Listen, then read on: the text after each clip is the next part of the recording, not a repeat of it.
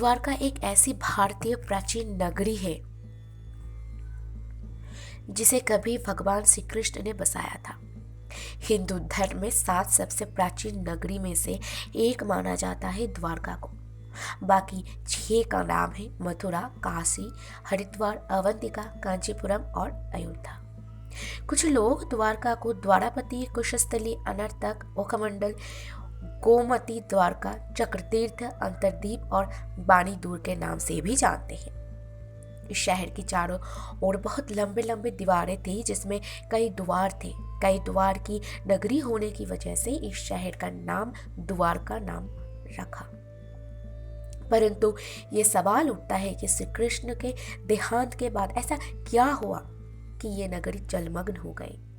तो दर्शकों, आज हम ये बताएंगे कि क्यों, कब और कैसे डूबी ये नगरी द्वारका। द्वारका नगरी को श्री कृष्ण की कर्मभूमि भी माना जाता है। महाभारत में वर्णित कथा के अनुसार श्री कृष्ण ने जब कंस का वध किया था, तब जरासंध ने श्री कृष्ण और यदुवंशों के नाम और निशान मिटाने की ठान ली और मौका मिलते ही जरासंध मथुरा और यादवों पर बार बार आक्रमण करता गया। धीरे धीरे अत्याचार बढ़ने लगी। अंत में यदुवों की सुरक्षा के लिए श्री कृष्ण ने मथुरा को छोड़ने का निर्णय लिया और मथुरा से निकलने के बाद भगवान श्री कृष्ण ने एक ऐसा नगरी स्थापन की जो विशाल और सुसंगठित था और इस नगर का नाम था द्वारका नगरी। कहते हैं कि श्री कृष्ण ने अपना कुल बंधुओं के साथ आराम से रहने लगे। समय बीतता गया। 36 साल तक राज करने के बाद और श्री कृष्ण के मृत्यु के बाद द्वारका नगरी समुद्र में समा गई। पौराणिक ग्रंथों में द्वारका को समुद्र में विलीन होने से जुड़ी 2 कथाओं का विवरण मिलता है। पहला, माता गांधारी द्वारा श्री कृष्ण को दिया गया श्राप और दूसरा, ऋषियों द्वारा श्री कृष्ण पुत्र शाप को दिया गया श्राप। कथा अनुसार महाभारत के युद्ध में कौरवों पर विजय प्राप्त करने के पश्चात जब युधिष्ठिर को राज तिलक हो रहा था, कौरवों का माता गांधारी ने 9 पुत्रों के वध और महाभारत के युद्ध के लिए श्री कृष्ण को दोषी ठहराते हुए श्राप दिया कि जिस प्रकार कौरवों के वंश का नाश हुआ है, ठीक उसी प्रकार यदुवंश का भी नाश होगा। दूसरा कथा ये है कि महाभारत युद्ध के 36 साल पश्चात द्वारका में एक तरह के अपशगुन होने लगे। तब एक दिन महर्षि विश्वामित्र, कर्ण, देवर्षि नारद आदि द्वारका आए। तब यादव कुल की 9 पुत्रों ने उनके साथ परिहास करने की सोचा। तब श्री कृष्ण पुत्र शाप को स्त्री वेश में ऋषियों के पास लेकर गए और कहे, ये स्त्री गर्भवती है, आप लोग बताइए इसका गर्भ से क्या उत्पन्न होगा। इनके ऐसा कहने पर ऋषिगण ध्यान करने लगे और जब उन्हें पता चला ये एक स्त्री नहीं वास्तव में पुरुष है, तब उन लोगों को बड़ा क्रोध आया।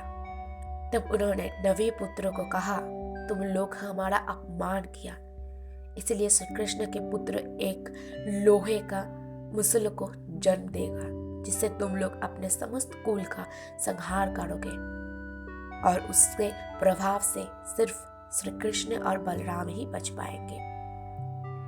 और ये बात श्री कृष्ण को पता चलने के बाद वो कहे ये बात अवश्य ही सच होगी और दूसरे ही दिन शाप ने मुसल को जन्म दिया। जब ये बात राजा उग्रसेन को पता चली तो वो मुसलों को चुरा के समुद्र में फेंक दिया। फिर राजा कृष्ण के राज्य में ये बात घोषणा कर दी कि आज से कोई भी अपने घर में मादक तैयार नहीं करेगा और अगर ऐसा कोई किया तो उसे मृत्यु दंड भी दिया जाएगा। फिर धीरे धीरे द्वारका में आपदा आने लगी। कृष्ण ने समझ गया था कि माता गांधारी ने जो श्राप दिया वो सच होने का समय आ गया। तब श्री कृष्ण ने यदुवंशियों को तीर्थ यात्रा करने के लिए आज्ञा दी। फिर एक दिन तीर्थ यात्रा करने के समय सत्य की कृतवर्मा को अपमान किया। कुछ ऐसा हुआ और फिर सत्यकी ने कृतवर्मा का वध कर दिया। फिर उन लोगों के बीच युद्ध हुआ और अंत में सत्यकी मारे गए और श्री कृष्ण को ये देखकर क्रोध आ गया और उन्होंने एक मुट्ठी घास उठाई और घास मुसलों में परिवर्तन हो गए और फिर देखते ही देखते युद्ध में मुसलों से सबके अंत हो गए और यदुवंशी की आपस में लड़ते हुए मरने लगे और देखते ही देखते शाप, जरुदेश्न, अनिरुद्ध और गद की मृत्यु हो गई।